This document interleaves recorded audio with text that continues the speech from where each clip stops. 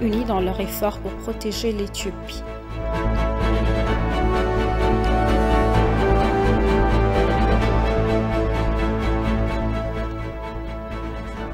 Le bureau du Premier ministre a déclaré que le groupe du TPLF a sacrifié la génération de la jeunesse tigraine.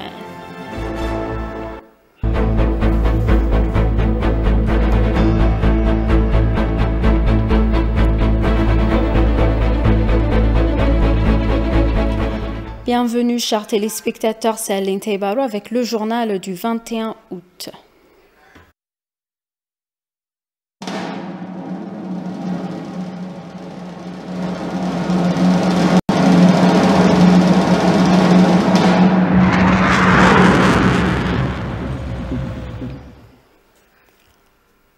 Le Premier ministre Abiy Ahmed a remercié dans son tweet tous les gars éthiopiens qui se sont unis dans leur effort pour protéger ce pays victorieux en montrant leur soutien aux forces de défense nationales éthiopiennes dans tout le pays. Il a également souhaité que l'Éthiopie soit honorée des efforts et de ses enfants.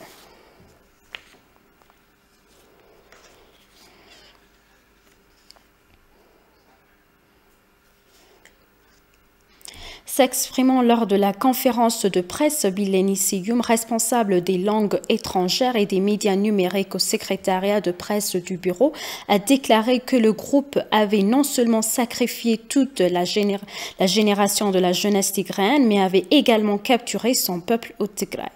Elle a également appelé la communauté internationale à dénoncer la belligérance du TPLF qui tue sans discrimination des citoyens innocents incapables de se défendre.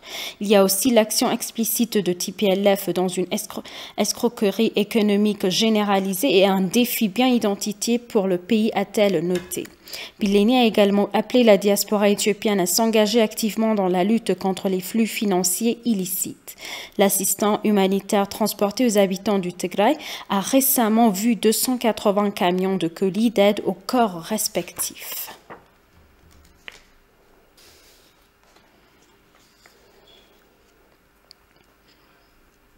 La maire adjointe d'Addis Abeba, Adanecha Abebe, a déclaré que des mesures irréversibles seront prises contre les ennemis du peuple qui augmentent injustement le prix, créant une pénurie des produits fabriqués par l'homme et perturbent la stabilité du peuple. La maire adjointe a également annoncé la création d'un groupe de travail composé du gouvernement fédéral et de l'administration municipale pour superviser et surveiller cette activité. Madame Adanecha a appelé toute la ville à travailler avec le gouvernement comme avant, soulignant et exposant les institutions et les individus impliqués dans cette activité illégale.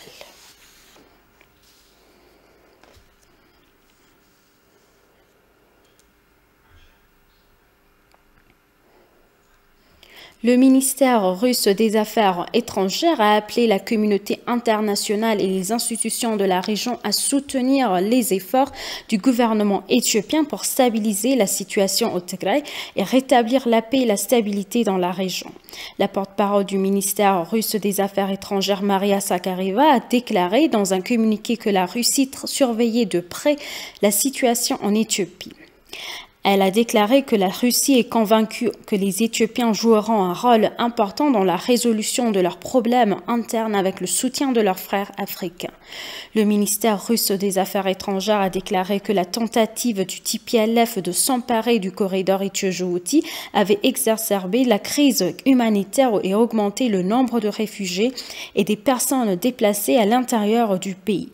Il a également déclaré que le terroriste TPLF mène la guerre contre les régions voisine d'Afar et d'Amara et prend le contrôle de certaines zones. La couverture médiatique empoisonnée et conflictuelle de la guerre dans le nord de l'Éthiopie est devenue une source de préoccupation, a-t-elle déclaré. Certains journalistes et responsables ont rapporté qu'au lieu d'apaiser le conflit, ils répondaient des divergences et empêchaient les deux parties de parvenir à une solution mutuelle acceptable.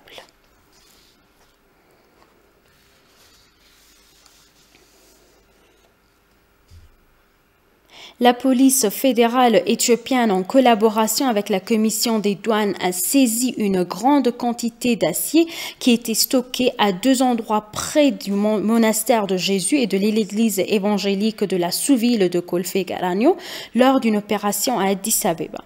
Dans une déclaration à ITV, la police fédérale a rappelé que le groupe terroriste, le TPLF, avait mis en place divers réseaux économiques pour infliger des lourdes pertes à l'économie du pays.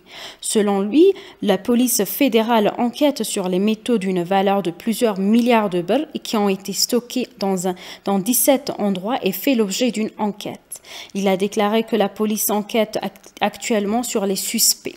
La police fédérale a remercié les personnes qui ont fourni l'information, notant que le résultat était dû à la coopération de la communauté.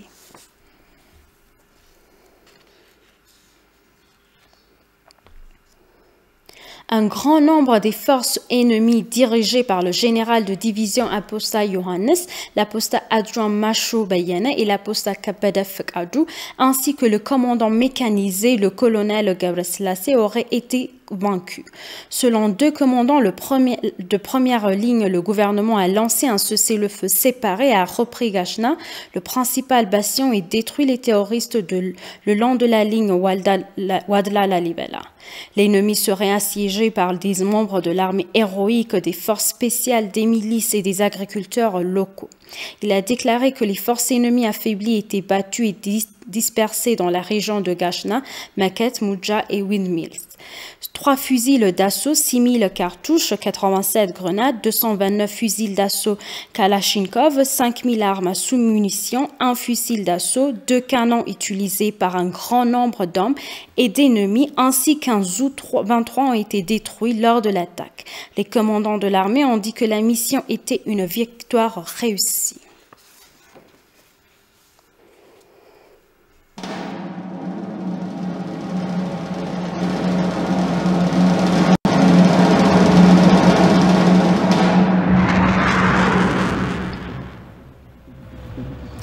Et pour conclure le journal, les Éthiopiens et les amis de l'Éthiopie qui ont participé à la campagne Twitter ont appelé la communauté internationale à condamner les attaques terroristes sur les réseaux sociaux, en particulier sur Twitter condamnant l'attaque. Suite à la défaite du TPLF sur le front de Dabra-Tabo, des tirs d'artillerie lourde sur des civils ont tué 5 membres d'une famille, dont un enfant, et ont grièvement blessé 2 autres. Un certain nombre de tweets ont circulé sur Twitter en utilisant le hashtag Dabra-Tabo, une campagne de mobilisation communautaire pour condamner l'attaque terroriste du TPLF sur la ville. Plus de 10 000 messagers Twitter ont été consultés en Éthiopie, aux États-Unis, au Royaume-Uni, en Allemagne, en Finlande et dans d'autres pays.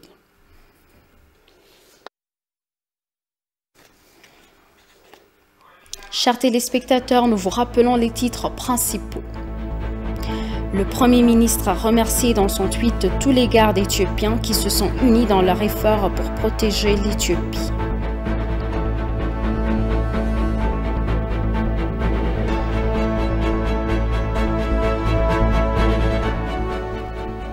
Le bureau du Premier ministre a déclaré que le groupe du TPLF a sacrifié la génération de la jeunesse tigréenne.